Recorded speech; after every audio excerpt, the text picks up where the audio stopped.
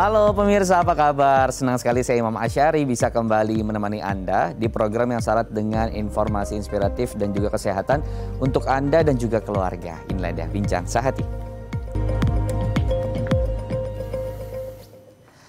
Ya, kita sering sekali kemudian lalai nih pemirsa terhadap kesehatan gigi kita. Katakan misalnya setelah makan ataupun sebelum tidur kita malas kemudian membersihkan gigi kita. Dampaknya adalah sering kita menemukan ada bagian gigi yang berlubang dan juga karang gigi yang begitu menumpuk. Hasilnya adalah kemudian bisa sampai kepada abses gigi itu sendiri atau nanah pada gigi itu. Biasa terjadi di akar dan juga di gusi. Nah, ketika kita kemudian mengalami ini akan berasa sakit sekali pemirsa, dan bagaimana cara mengatasinya? Inilah yang akan menjadi topik pembahasan kita pada hari ini, mengatasi abses pada gigi. Tapi sebelum saya masuk ke tema utama kita, saya akan berbagi fun fact terlebih dahulu seputar bagaimana sih cara kita mengajak anak-anak agar sadar dan juga mau untuk merawat gigi mereka. Yuk kita masuk ke fun fact yang pertama, yang adalah ceritakan kisah yang menyenangkan ataupun yang mengajarkan tentang bagaimana cara menggosok gigi yang baik. Nah, ini bisa kemudian kita membuat sebuah ilustrasi ataupun membuat sebuah cerita menggunakan gambar, baik itu yang bergerak ataupun tidak bergerak, tentang bagaimana sih kemudian kisah-kisah tentang gigi itu sendiri. Yang pertama misalnya peri gigi yang akan memberikan hadiah kepada anak-anak yang giginya bersih, atau juga apa sih dampaknya ketika kita tidak rajin menyikat gigi.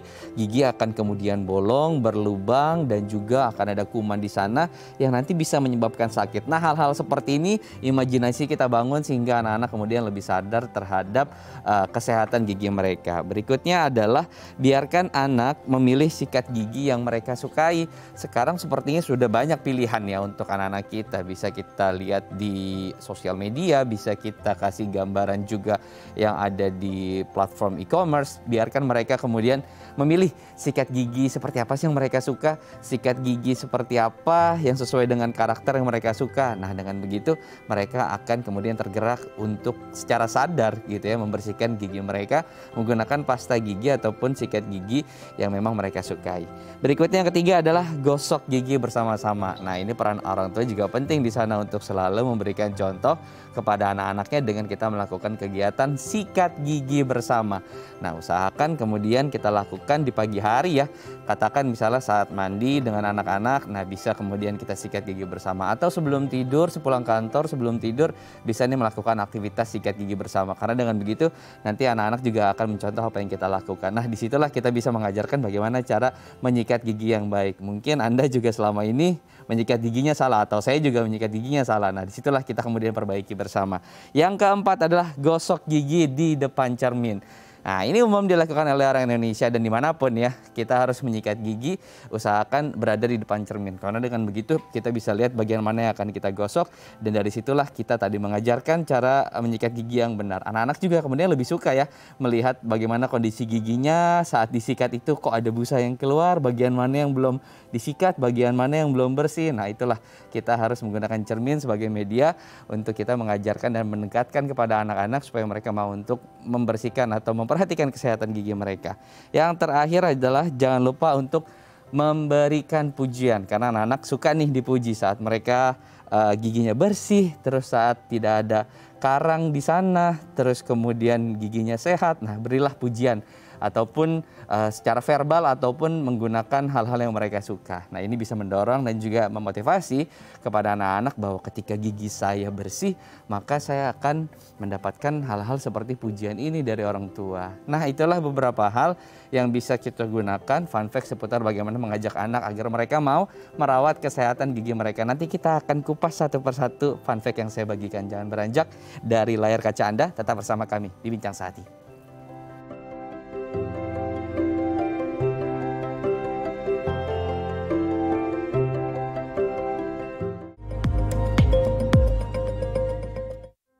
Anda masih bersama kami di Bincang Sehati. Sesuai dengan janji saya tadi, kita akan kupas satu persatu bagaimana cara kemudian mengajak anak-anak kita agar mau rutin menyikat gigi mereka. Karena ini bukan perkara yang mudah, sebuah hal rutinitas yang terkadang kita lupakan gitu ya. Dan anak kemudian mencontoh hal tersebut. Baik, untuk membahasnya sudah bersama saya ada Mbak Arta Fanti selaku psikolog dari NES. Selamat pagi Mbak Arta. Hai, selamat pagi Mas. Baik, Mbak Arta ngomongin lagi soal bagaimana kebiasaan anak-anak nih. Tapi sekarang bagaimana cara kemudian agar mereka tuh mau rutin menyikat gigi. Kita akan bahas satu persatu ya fun fact-nya. Yang pertama, kita kemudian membuat sebuah cerita yang mengajarkan atau menggambarkan tentang kesehatan gigi itu sendiri. Nah, seberapa penting kemudian ilustrasi dan cerita itu bisa membangun minat mereka untuk mereka mau menyikat gigi setiap malam hari sebelum tidur. Nah, kita namanya sikat gigi itu kan perilaku ya Mas ya. Jadi kan itu behavior gitu ya. Sebelum nyampe ke behavior, ke perilaku, itu tuh ada ini dulu nih, ada masuk yang namanya sikap. Karena kita harus bersikap dulu bahwa sikapnya tuh baik tentang sikat gigi. Nah, cerita-cerita ini itu berfungsi untuk membuat anak itu jadi punya sikap terhadap sikat gigi itu baik gitu. Nah, apa aja ceritanya itu macam-macam kayak tadi yang Mas bilang kan ada yang tentang tooth fairy gitu ya. Ada beberapa anak-anak yang mungkin suka gitu ya ceritanya tentang kalau misalnya pakai sikat gigi terus nanti dapat sesuatu dan sebagainya gitu, ada yang seperti itu. Tapi ada beberapa anak juga yang perlu tahu Mas alasannya kenapa sikat gigi itu penting. Jadi sekarang tuh banyak sebenarnya buku cerita yang tentang kuman-kuman gitu. Jadi kuman-kuman, kenapa gigi kalau nggak sikat gigi kumannya sampai pagi seperti apa dan sebagainya gitu. Banyak sekali buku-buku seperti itu yang menjelaskan bahwa nanti giginya jadi rusak, jadi keropos gitu. Itu juga penting tuh untuk cerita-cerita yang seperti itu karena itu akan membangun sikap yang baik terhadap sikat gigi itu. Oke, jadi sebelum kemudian ke perilaku ya tadi ya harus dibangun dulu kemudian ke knowledge-nya dan juga bagaimana di alam pikirannya tentang si manfaat yang akan dia terima gitu ya. Berikutnya adalah biarkan mereka untuk memilih sikat gigi ataupun pasta gigi yang mereka suka. Nah, dari karakter ini benar nggak sih dia bisa mendorong untuk anak-anak tuh termotivasi dan mau untuk bergerak membersihkan gigi mereka setiap hari? Betul, bahkan ada yang bilang sediain aja pasta giginya macam-macam rasanya, karena kan belum tentu cocok ya pasta giginya ya setiap anak gitu ya kan suka rasa apa menurut kita cocok tapi bisa jadi buat anak tuh nggak cocok gitu. Karena kan sebenarnya dari awal kan mereka nggak bisa pilih, kita yang pilih gitu ya, apalagi kalau masih bayi masih kecil sekali gitu ya masih pakai jari gitu kan kayak pakai kain kasa gitu, terus nanti pakai sikat gigi yang lebih kecil aja tuh dia masih belum bisa pilih. Tapi ketika dia bisa pilih, berarti dia punya rasa kepemilikan terhadap kegiatan itu. Punya rasa, oh ternyata aku punya andil nih untuk bisa memilih sesuatu terhadap kegiatan sikat gigi ini gitu. Jadi itu yang perlu dibangun juga tuh gitu ya. Tadi pasta gigi juga. Oke, jadi berikan ruang untuk mereka memilih gitu ya. Sekalipun kita tahu sikat gigi anak, sekalipun ukurannya kecil, ya harganya lumayan mahal ya. Bisa 3 kali lipat dari sikat gigi kita yang ukurannya lebih besar ya. Tapi mumpung Harbolnas ya, bisa kemudian dimanfaatkan momennya baik. Berikutnya adalah gosok gigi bersama-sama. Nah, seberapa penting aktivitas bersama ini dengan orang tua untuk kita mendorong anak-anak nih ya agar mereka mau rutin menyikat gigi mereka. Iya. Kan ini sebenarnya sama ya Mas ya, belajar makan, belajar sikat gigi sama sih seperti itu. Tadi belajar membangun perilaku dan membangun sikapnya gitu ya. Terutama juga membangun adanya jadwal karena kan nggak semua anak ya gitu kalau punya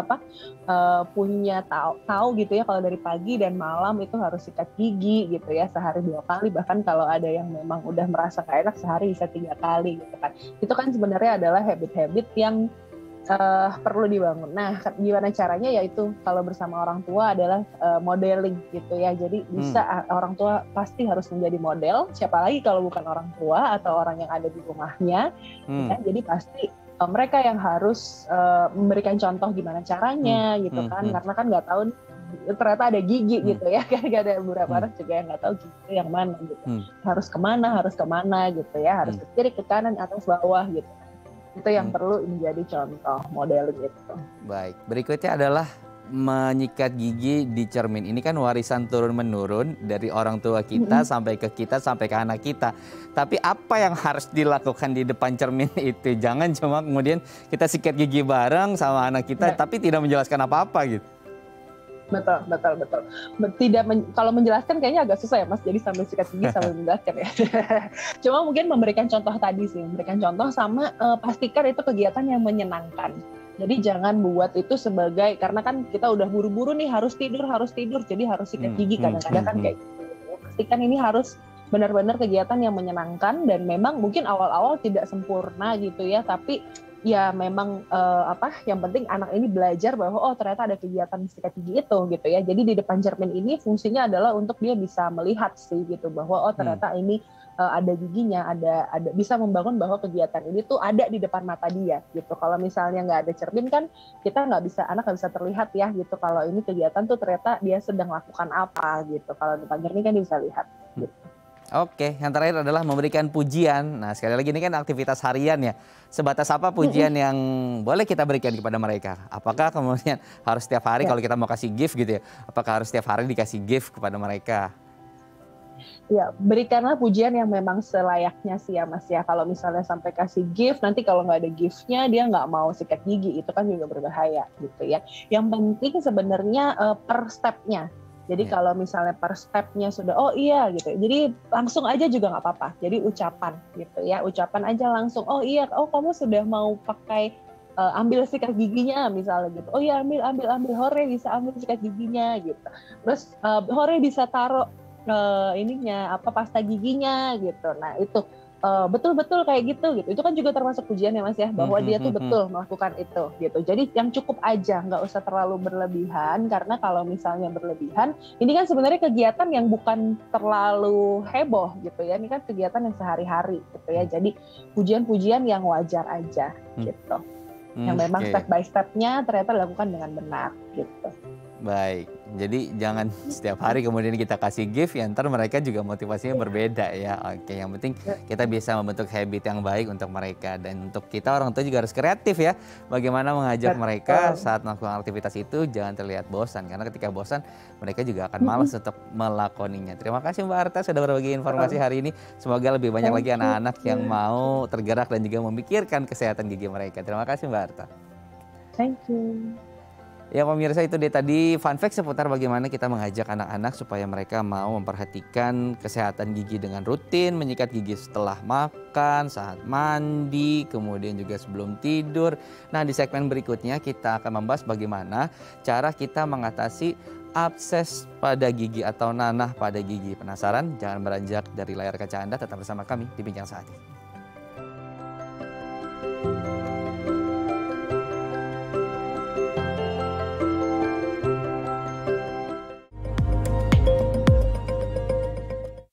Terima kasih Anda masih bersama kami di Bincang Sehati. Jika tadi di segmen sebelumnya kita sudah bicara soal bagaimana mengajak anak-anak supaya mereka rutin dan juga memikirkan kesehatan gigi mereka. Nah di segmen kali ini kita akan membahas seputar abses pada gigi. Nah ternyata abses bukan hanya terjadi di bagian luar kulit kita ya, ini juga terjadi di organ-organ lain. Nah untuk membahasnya sudah bersama saya Dr. Gigi Vini Muslimov Sebastian Putra selaku spesialis bedah mulut dari Bethsaida Hospital. Selamat pagi Dr. Vini, Assalamualaikum. Selamat pagi, Assalamualaikum warahmatullahi wabarakatuh. Baik, Dr. Vini, kita akan banyak berbincang soal abses gigi. Ternyata abses kan tidak hanya terjadi di bagian luar kulit gitu ya. Nah, bisa juga terjadi kemudian pada gigi. Nah, saat pada gigi itu abses seperti apa sih yang terjadi di sana gitu? Kok bisa ya kemudian ada nanah di dalam rongga mulut kita gitu, Dok? Oke, awalnya abses gigi itu merupakan dia rongga patologis yang berisi cairan nanah. Itu akibat dari infeksi bakteri yang campuran. Biasanya diawali dari gigi-gigi yang berlubang, yang tidak dilakukan perawatan, sehingga berlanjut terjadi kematian pulpa. Nah, pada gigi tersebut, dia akan terbentuk nanah atau pus di bawah akar giginya sendiri. Gitu loh, Mas. Oke, kalau boleh digambarkan Dok, di bagian kan rongga mulut kita lumayan luas gitu ya. Ada di sisi sebelah mana saja sih kemudian potensi untuk terjadinya abses di sana? Oh, abses gigi itu dia bisa awalnya memang dari ujung dari rongga pulpa yang tempat syaraf gigi itu, dia akan turun ke bawah ke ujung apex, ke ujung akar gigi. Nah, di saat itu dia bisa, bila tidak ditangani, tidak diberikan perawatan yang tepat, dia akan menyebar. Dia bisa menembus ke arah superiostal abses, dia menembus ke lapisan penutup tulang. Itu biasanya pasien keluhannya sakit sekali, tapi bengkaknya belum terlihat karena dia masih di dalam tulang. Pada saat dia sudah menembus superiostal, dia akan ke arah periostal, masuk ke bawah jaringan gusi. Nah, jaringan gusi ini kan jaringan yang sudah lunak. Nah, biasanya dia akan mulai terlihat bentukan benjolan seperti bisul, gitu. Cuma dia kalau misalnya dia memang keluar ke gusi, dia akan terbentuk benjolan seperti bisul. Tapi bila dia turun ke bawah, dia bisa ke arah tepi mandibula, dia bisa ke arah pipi. Kalau gigi atas, dia bisa ke arah bawah mata. Jadi penyebarannya itu bisa meluas kemana-mana karena setelah dia keluar dari tulang itu, dia akan ke jaringan lunak. Gitu loh, Mas. Oke, baik. Nah, kalau di Indonesia kita tahu masyarakat juga belum begitu aware terhadap kesehatan gigi. Ada yang kemudian gigi bolong dibiarkan begitu saja, baru setelah merasa sakit baru kemudian diobati. Tapi juga ini kan bisa menjadi sumber untuk masuknya bakteri dan juga bisa menyebabkan abses tadi. Nah, mungkin boleh dijelaskan dari proses si gigi bolong itu berapa lama ya, Dok, ya kemudian bisa menyebabkan si abses itu, Dok? Kalau untuk dari gigi bolong itu sendiri kita tidak bisa memprediksi berapa lama dia akan terjadi abses. Karena kalau itu tergantung dari ketahanan tubuh masing-masing dari si individunya. Kalau misalnya dia itu memang ada orang yang terkadang tidak terlalu sensitif terhadap sakit gigi. Datang sudah giginya tuh sudah benar-benar habis separuh mahkota giginya dan saya tanya ada keluhan sakit nggak, Bu? Oh enggak, Dok. Gitu loh. Jadi persepsi sakit masing-masing itu juga mempengaruhi dari keluhan. Iya, jadi makanya terkadang kita menyarankan pasien kalau misalnya sudah terjadi lubang, kalau masih dia belum kena syaraf giginya, itu bisa ditambah langsung. Itu mencegah untuk penjalaran karies dentalnya meluas. Tetapi memang kesadaran di Indonesia ini masih kurang terhadap kesehatan gigi. Dan rata-rata pasien datang yang sudah dalam keadaan abses besar, gitu loh, Mas. Oke, baik. Yang harus kita katakan kepada pasien itu concern terhadap rongga mulut. Even ada lubang sekecil pun itu kita harus, oh ini ada lubang nih, sebaiknya dibersihkan untuk dirawat, ditambal. Selagi masih ditambal, karena kalau sudah terjadi abses, gigi sudah tidak bisa diperbaiki lagi, tidak bisa direstorasi lagi, ujung-ujungnya pencabutan gigi akan dilakukan. Gitu, Mas. Baik, jadi ini yang harus kita edukasi ya, Dok, ya, kepada masyarakat ya. Jangan kemudian salah dalam mengambil tindakan dan keputusan gitu nanti ya, gitu ya. Oke, baik. Nah, Dokter, kalau bicara soal tadi setelah gigi dicabut, kan kemudian ada yang membuat gigi palsu ataupun tidak. Nah, ketika dibiarkan begitu saja gitu ya, gigi tidak ada gigi di bagian rongga tersebut, apakah berpotensi kemudian ketika luka bisa menimbulkan tadi abses tadi? Kalau misalnya gigi yang kita cabut, gigi bawah atau gigi atas, kalau gigi bawah yang kita cabut, ada kemungkinan gigi atas itu akan menurun, akan kalau kita sebut extruded. Karena dia tidak punya lawannya. Dia terkena gaya gravitasi, dia akan turun ke bawah. Dan terkadang dia akan melukai gusi di bawahnya yang tidak ada gigi. Nah, pengunyahan berulang yang trauma yang berulang itu, dia bisa menyebabkan luka pada gigi dan bisa menyebabkan abses juga akhirnya.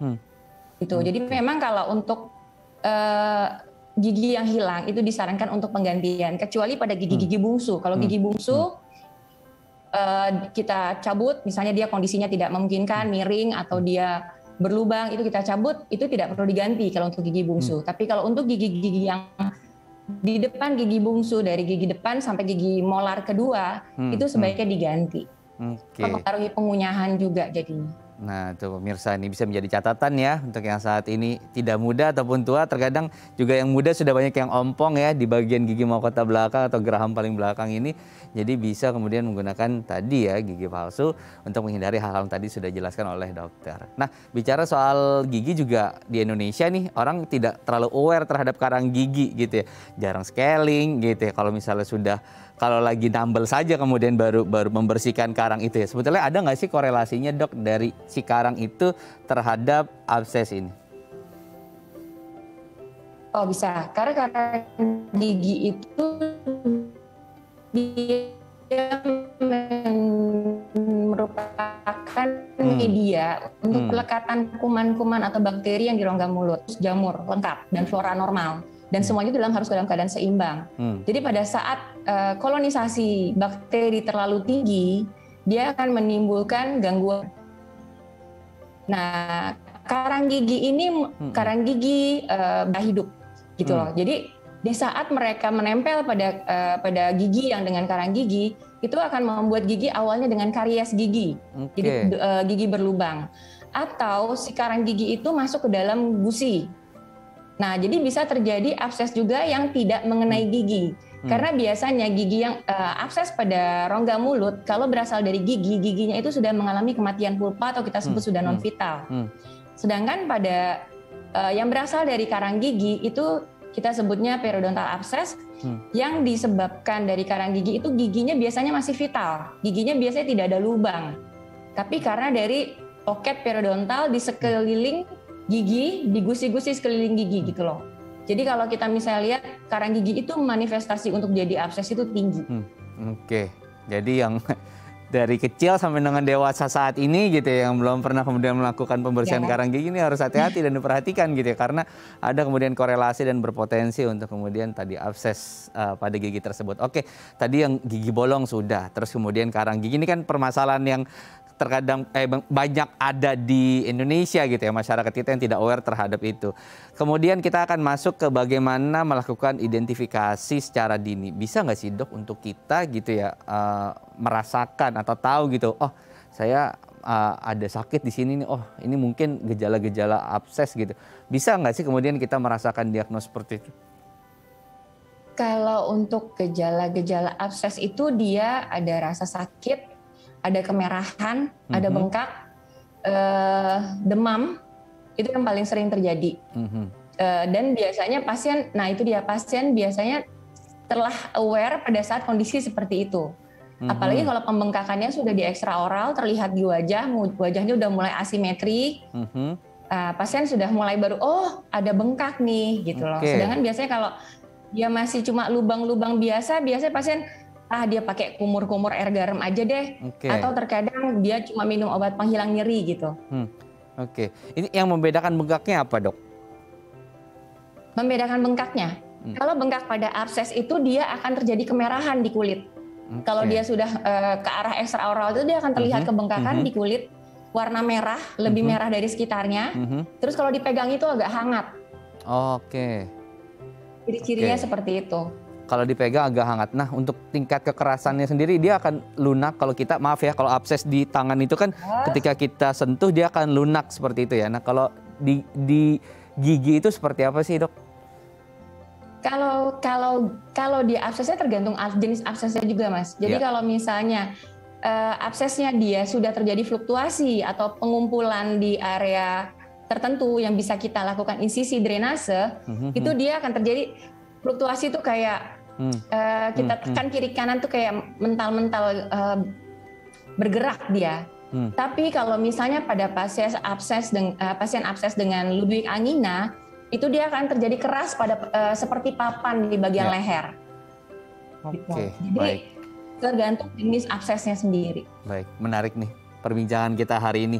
Tapi ada pemirsa yang ingin bertanya langsung nih Dr. Vini kepada Dr. Vini. Saya akan coba sambungkan ya dok ya. Dan kita akan lihat case-nya seperti apa. Mungkin Dr. Vini nanti bisa bantu jawab. Oke, saya akan sapa. Selamat pagi, dengan siapa di mana? Saya dengan Ibu Rita, dok. Oke, Ibu Rita di mana? Dengan Ibu Rita, dok. Iya. Di mana Bu lokasinya Bu? Di Ciledug. Di Ciledug. Oke, Ibu Rita silakan apa yang ingin Ini aku ada masalah. Umur saya udah 5. gigi saya udah pada keropos. Terus kemarin di sebelah hidung aku tuh bengkak. Oke. Di sebelah hidung tuh kemarin sebelah kiri bengkak. Terus dibawa ke dokter, kata dokter kalau bengkaknya nggak hilang Bu disuruh sebelah kata. Tapi sih saya puji Tuhan sih udah normal kembali. Itu dari mana Ibu? Apa karena saya udah gusi semua Bu? Apa udah akar semua? Jadi hanya di depan doang aku ada giginya. Oke, baik. Gimana Ibu caranya? Dokter Vini ada yang mau ditanyakan dulu. Saya Bu setiap hari supaya mulut saya tuh nggak bau. Ibu, udah. Ibu, ya. Ibu bilang gigi Ibu sudah banyak yang keropos, tinggal sisa akar gigi ya Bu? Udah pada keropos Ibu giginya. Nah, Ibu bilang kemarin pembengkakannya itu di area hidung, dekat hidung. Pembengkakannya sebelah kiri Bu. Sebelah kiri, di gigi Ibu sebelah kiri itu sisa hidung. akar. Ya. Halo. Oke. Dokter Vini ada yang mau ditanyakan dulu. Terus biar kita kumpulkan informasi. Di depannya ada yang bolong ya Bu ya, yang udah nggak ada gigi cuma akarnya doang. Kadang-kadang suka sakit gitu. Oke, dari datanya Ya, sudah cukup Ibu. Dok? Ya, ini Pak, ini Mas, kalau misalnya dia itu giginya tentang sisa akar, pada gigi-gigi rahang atas, tadi saya bilang pembengkakan itu bisa ke area wajah. Kalau gigi yang dekat hidung biasanya itu kalau nggak gigi seri depan atau gigi taring. Itu pembengkakannya dia dekat area hidung. Jadi Ibu mungkin dia kempes kembali. Nah itu dia akan berulang terus selama si gigi sebagai fokus infeksi ada di situ. Jadi untuk walau Ibu sudah menjaga untuk supaya tidak bau mulut, sebenarnya bau mulut itu berasal dari sisa-sisa akar gigi yang ada di dalam mulut. Jadi saran saya, kalau itu Ibu giginya tidak dibuang, tidak dicabut yang akar gigi itu, dia akan berulang lagi kembali bengkak berulang. Gitu. Jadi kalau tadi disebutkan tadi kan Ibu Rita menyampaikan bahwa setelah bengkak terus hilang lagi gitu. Jadi akan ada kemungkinan untuk kemudian timbul lagi ya. Kembali lagi. Iya. Jadi karena tergantung daya tahan tubuh kita. Sekali lagi Dok, apa yang harus dilakukan oleh Ibu Rita atau mungkin untuk pemirsa yang memiliki case yang sama? Nah, untuk gigi-gigi sisa akar itu kita sebut itu fokus infeksi. Jadi dalam kondisi seperti itu, tindakan satu-satunya cuma kita lakukan pencabutan. Kalau dia bengkak, biasanya orang kalau sudah bengkak, kempes terus ngerasa oh udah kempes, aman. Sebenarnya dia itu akan terus berulang selama si fokus infeksi itu ada. Fokus infeksi itu sisa akar gigi itu. Nah, jadi kalau saran saya untuk sisa akar gigi itu sebaiknya dilakukan pencabutan untuk menghindari terjadinya abses berulang. Pada saat daya tahan tubuh kita bagus, abses itu akan terjadi lokalisir. Kecil terus kempes. Terkadang pecah sendiri di gusi. Nah, pada saat daya tahan tubuh kita turun, abses itu bisa meluas kemana-mana. Oke, baik. Oke, Dokter Vini, nanti kita sambung ya di segmen selanjutnya. Ini masih menarik dan kita masih akan membuka penelpon ya untuk Anda yang ingin bertanya bisa melalui line telepon kami di 021 290 32644 atau bisa melalui Instagram kami di @bincangsaati.tv. Saya akan kembali sesaat lagi. Tetap bersama kami di Bincang Saati.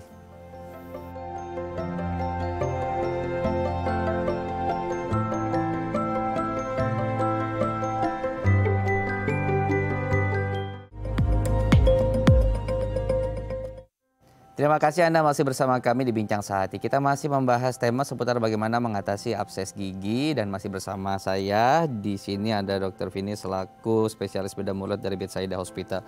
Dr. Vini, kita akan kembali buka pertanyaan ya dari masyarakat yang sudah terhubung melalui telepon. Saya akan bantu sapa. Selamat pagi, dengan siapa di mana? Halo, selamat pagi. Selamat pagi. Ya, dengan siapa Mbak, di mana? Saya Susan. Baik. Silakan, apa yang ingin ditanyakan kepada Dokter Vini, Mbak Susan? Selamat pagi. Selamat pagi, Dok. Ini pagi, saya kondisi seperti ini. Waktu dulu kan saya pernah cabut gigi. Ya, silakan lanjutkan. Ya. Terus saya pernah cabut gigi.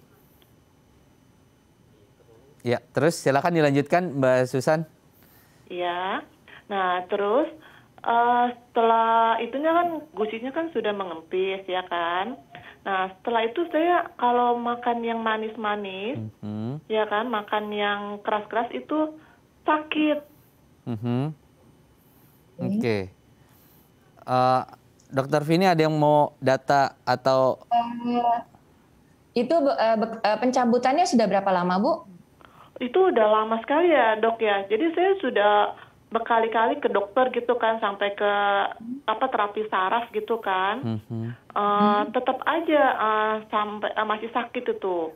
Nah saya juga bingung jadi harus gimana gitu kan. Udah sempat dulu membengkak, terus akhirnya saya kumur-kumur air garam, terus mengempis lagi. Tapi terjadi kondisinya kalau saya makan yang manis-manis, makan yang keras-keras, berulang lagi ya? Nah, terus saya sakit lagi gitu giginya. Sampai pernah dikasih antibiotik juga, ya kan. Nanti akhirnya kalau makannya begitu lagi gitu. Jadi pertanyaan saya harus ke dokter mana gitu ya? Apa ke dokter bedah gitu? Oke. Sudah cukup datanya, Dokter Vini? Sudah. Sudah, oke. Kita tutup teleponnya ya, Ibu Susan. Iya, makasih. Oke, maaf, saya mau tanya sebentar. Iya, boleh silakan. Ada terasa tajam tidak di area bekas pencabutannya? Enggak. Jadi cuma sakit aja, dok. Sakit dulu kan waktu pertama awal tuh nyut, tapi sekarang makin kemarin makin hanya sakit aja gitu. Dulu pernah atau sakit tuh sampai ke pinggang gitu kan, kaki juga sampai ngilu gitu kan. Nah, akhirnya saya paling kadang suka minum Panadol gitu ya untuk anti nyeri gitu. Tapi setelah beberapa hari ini kan udah nggak sampai ke pinggang, hanya sakit di gigi aja gitu kalau saya makan yang manis atau yang keras-keras gitu. Oke, baik. Sudah bisa dijawab, Dokter Vini? Kalau saran saya sih, Mas, baik. ya, Kita tutup dulu ya teleponnya ya. Ibu Susan, kita tutup dulu teleponnya, nanti akan dijawab oleh Dokter Vini. Terima kasih. Baik. Nah, Dok, kalau saran bagaimana? saya itu kita mesti ronsen lagi, Mas. Kita ronsen lagi, minimal ronsen panoramik. Kita lihat apakah dia di situ ada tulang yang tajam. Terkadang pada saat pencabutan gigi, tulang penyangga gigi itu kan dia ikut resorpsi kalau dia tidak megang gigi, hingga akhirnya dia datar. Tapi pada waktu-waktu tertentu ada tulang yang tersisa yang tajam. Nah, terkadang tulang itu yang sering berulang kali menyebabkan rasa sakit, rasa tidak nyaman pada gusinya. Apalagi pada saat dia makan keras, dia tertekan. Nah, berulang kali dia akan terjadi pembengkakan. Jadi biasanya kita mesti cek, biasanya kalau belum di ronsen kita raba. Apakah ada tulang tajam di situ? Terus apakah gusi yang bekas pencabutan itu membuat gigi sebelahnya itu agak terturun gusinya? Terkadang ngilunya bisa juga dari gigi yang bagian akarnya terekspos. Karena biasanya pada pencabutan gigi, misalnya apalagi gigi bungsu itu di distal bagian belakang gigi sebelahnya itu terkadang gusinya tuh turun pada saat penyembuhannya. Jadi si akar giginya terekspos. Akar gigi itu beda dengan email yang dilindungi oleh yang terlindungi dan dia tidak ada syarafnya. Sedangkan akar itu terbuka, dia lebih sensitif dengan rasa dingin, panas, nyeri. Jadi harus dicek dulu apakah penyebabnya memang dari situ atau tidak. Oke, baik. Jadi harus ronsen dulu ya untuk kita tahu ya kemudian secara detail apa yang terjadi di sana. Baik, tapi bicara soal tadi masalah komplikasinya abses itu bisa nggak sih kemudian komplikasi ke yang lain? Kalau tadi Ibu Susan itu bicara ada sakit sampai pinggang gitu. Tapi sebetulnya kalau abses itu sampai kemana sih komplikasinya, Dok? Kalau untuk sakit di pinggang itu kita belum bisa telusuri. Memang abses itu infeksi dalam gigi itu bisa menyebar kemana-mana melalui pembuluh darah. Tapi kalau untuk absesnya itu sendiri, biasanya dia area yang paling sering itu area kalau yang gigi bawah dia pasti akan ke arah bawah.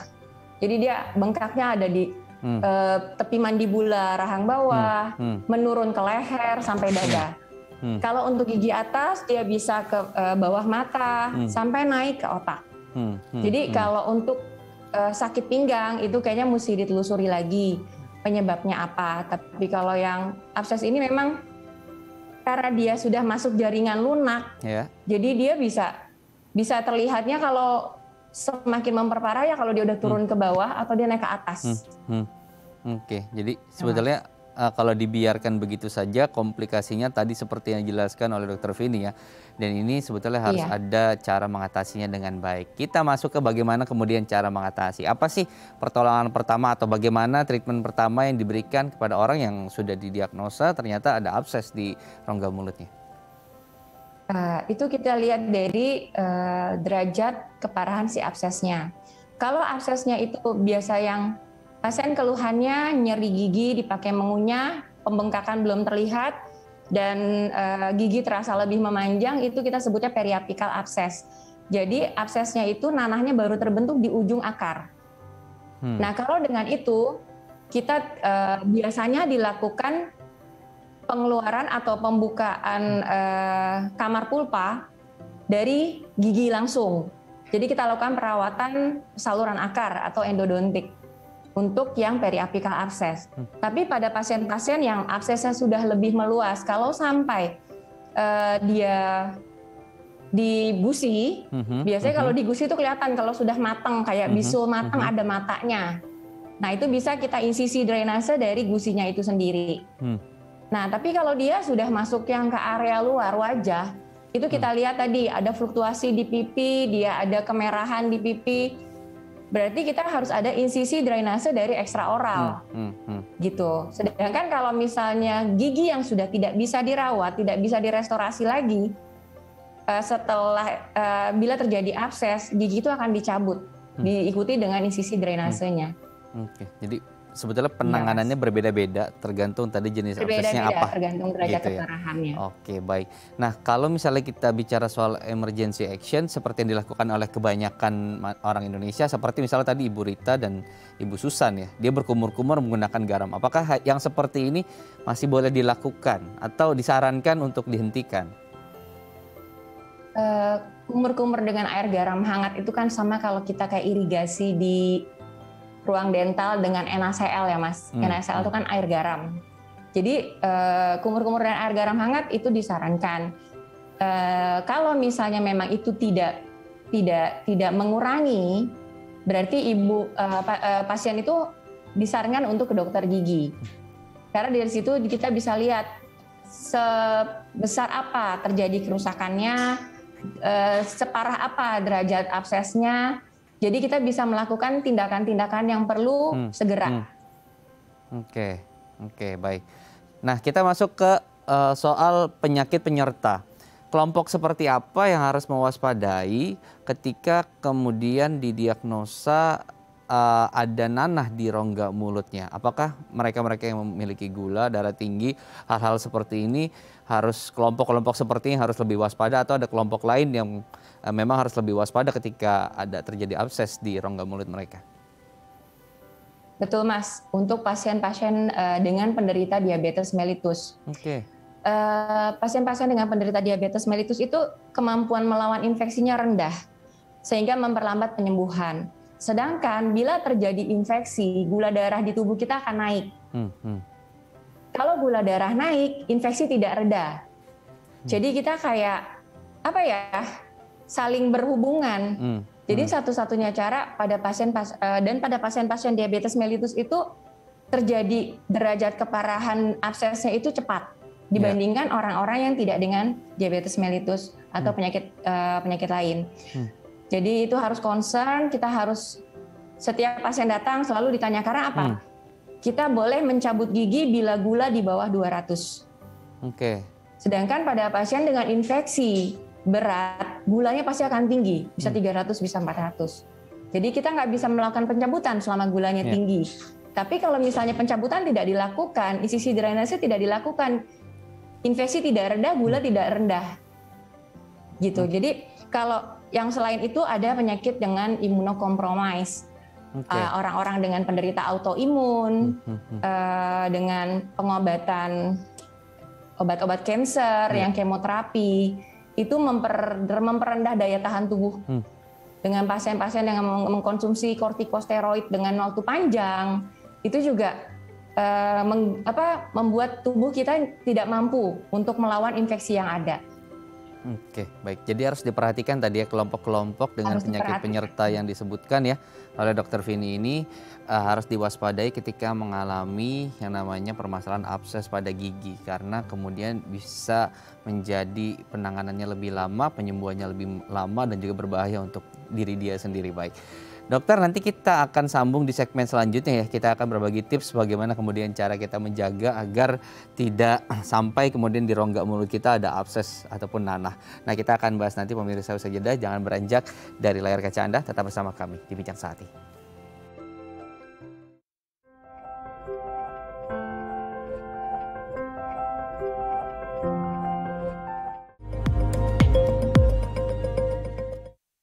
Terima kasih Anda masih bersama kami di Bincang Sehati. Di segmen terakhir kita akan kembali melanjutkan perbincangan soal bagaimana cara mengatasi abses pada gigi. Nah, dokter, ini di segmen terakhir kapan kemudian orang dengan permasalahan abses ini harus segera dibawa ke rumah sakit dan saat itu juga memang harus secara darurat dibawa?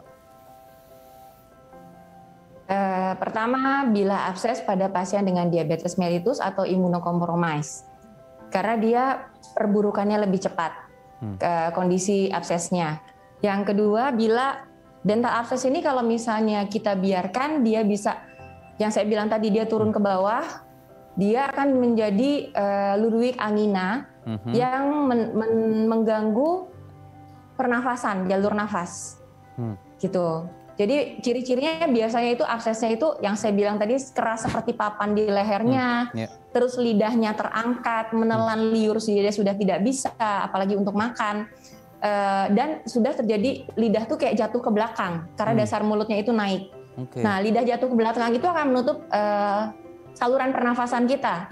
Pasien akan mulai sesak.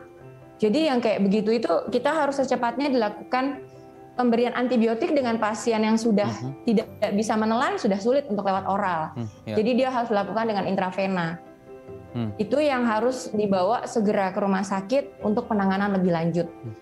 Dan kalau misalnya ada yang, kalau gigi atas, ada yang sudah, terkadang ada yang terjadi penurunan kesadaran. Kalau memang dia sudah, infeksi absesnya sudah mencapai otak. Nah itu yang harus kita perhatikan. Jadi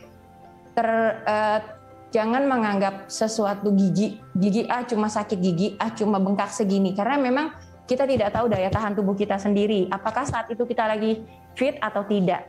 Kalau misalnya kita lagi fit dia akan reda sendiri, tapi pada saat kita lagi daya tahan tubuh kita sedang turun atau kita sedang minum obat-obat tertentu itu ya itu akan menyebabkan penyebaran abses yang lebih luas. Oke, baik. Saya sudah membayangkan tadi ya bagaimana ketika rongga mulut itu naik, terus lidah kemudian sampai dengan menutupi seperti itu. Nah, itu kan sulit sekali ya, bernapas sulit, sudah tidak bisa makan. Makanya itu dengan kondisi seperti itu harus segera dibawa ke rumah sakit secara darurat. Itu langsung ditangani dok ya? Apakah langsung dilakukan operasi atau seperti apa? Biasanya kan kita harus di-screening dulu, pemeriksaan dulu. Penyakit-penyakit yang penyertanya, apakah gulanya terlalu tinggi. Kalau gulanya tinggi kita biasanya dengan dokter penyakit dalam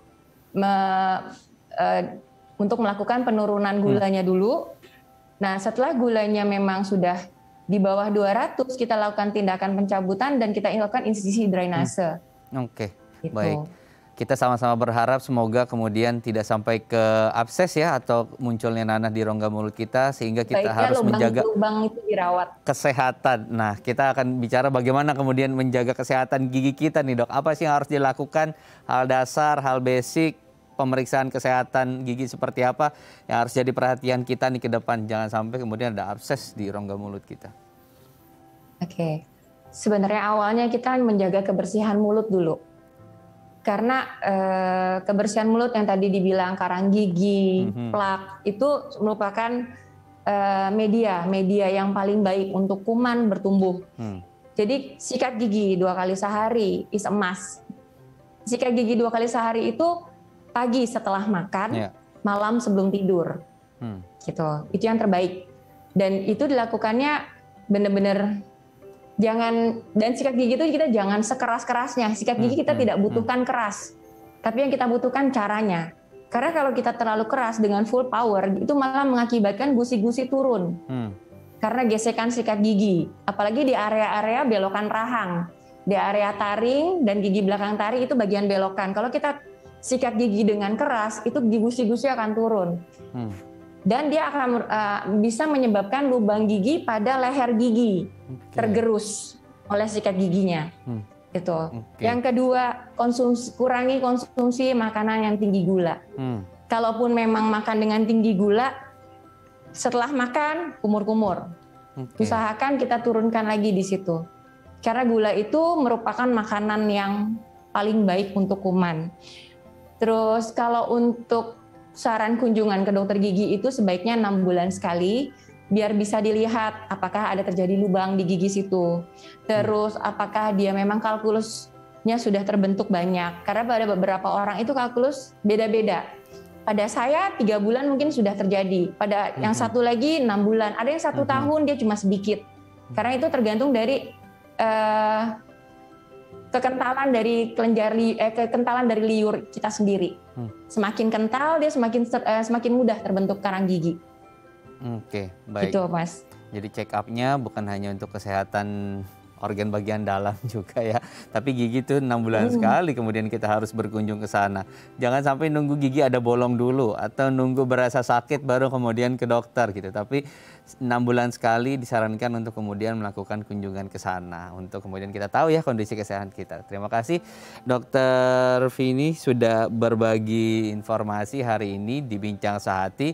Semoga apa yang kita sampaikan hari ini bisa kemudian bermanfaat nih untuk masyarakat kita ya.